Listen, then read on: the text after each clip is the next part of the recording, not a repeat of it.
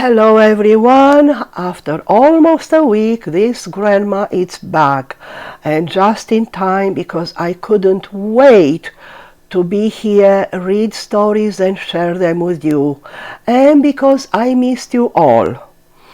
Yeah, if you guessed I had a cold and a very sore throat again, you were right. I should know better at my age. I'm a grandma after all.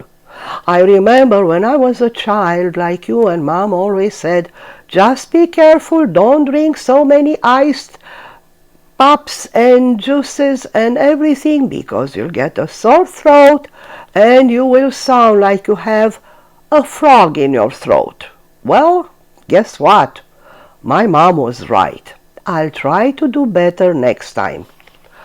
Without further ado, let's read now Disney's Mickey and Friends.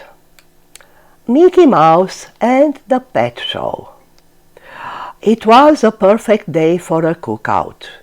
Mickey Mouse and his nephews Morty and Ferdy were preparing lunch. Pluto barked a friendly welcome to Minnie as she joined the boys in the yard. "I'm sorry I'm late," she said, "but I have great news.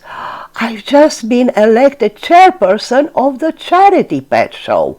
We're raising money to build a new shelter for stray animals."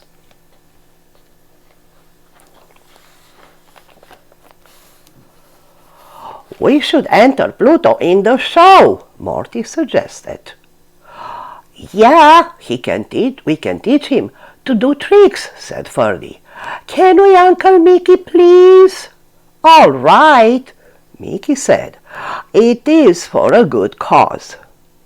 Mickey and Minnie watched as the boys started to train Pluto. "Roll over, Pluto," Morty said. But Pluto just sat up and wagged his tail.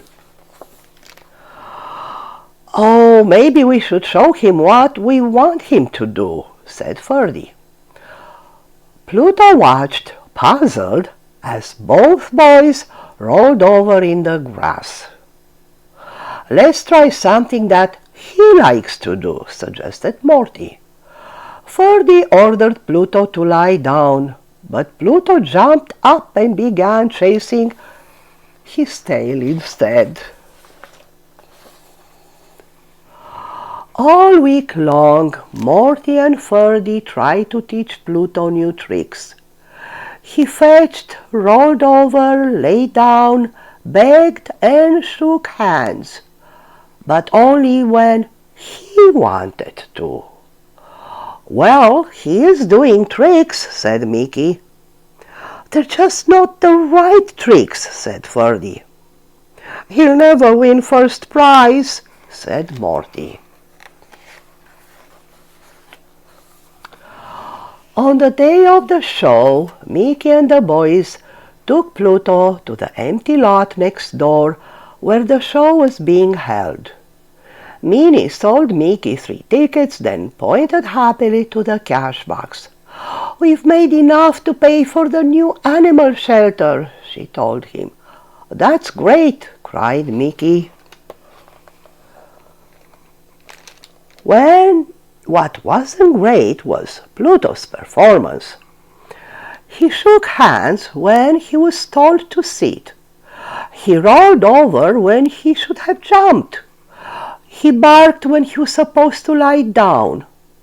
Worst of all, when Police Chief O'Hara was choosing best pet of the day, Pluto growled at him. The chief didn't know, but he was standing right where Pluto had buried his bone.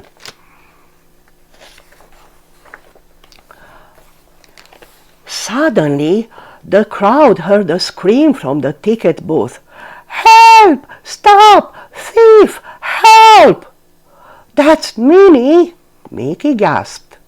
"The ticket money!" Morty and Ferdy shouted. Mickey, the boys, and Chief O'Hara ran to the booth.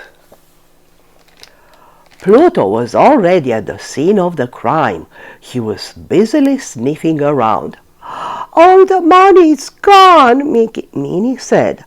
I walked away for 1 minute. When I came back, I saw someone running away with a cash box.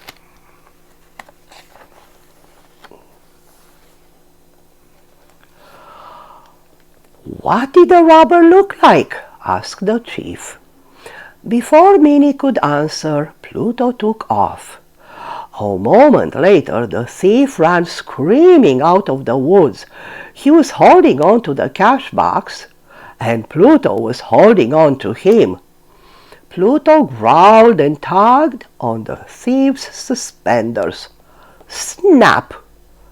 The thief's suspenders broke and shot him right into the arms of Chief O'Hara.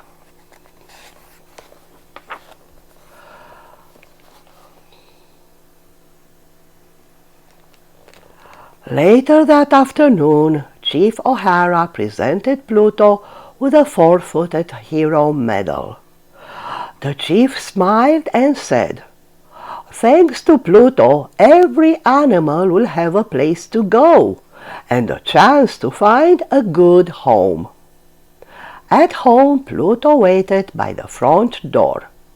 "You know," said Morty, "I don't care if Pluto isn't a show dog. He's something better. He's a hero dog."